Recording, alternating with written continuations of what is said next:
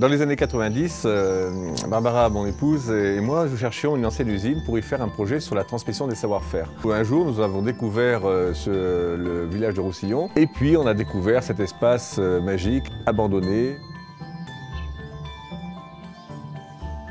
La chance que nous avons à Roussillon, c'est d'avoir un village qui est complet sur l'histoire ouvrière. Nous avons le Sentier des Ocres qui reçoit 200 000 visiteurs par an. Le Sentier des Ocres, c'est le haut des anciennes carrières d'ocre.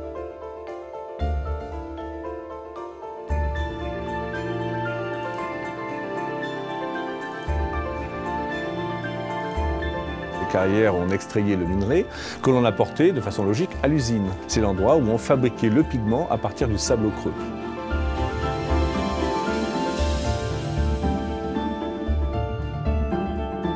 Et une fois qu'on avait cette matière, on va revenir au village où le village est construit de deux façons. D'une part, on utilisait les sables du lavage qu'on allait jeter, on les prenait pour fabriquer les enduits. Donc les enduits, déjà, les couleurs sont très fortes.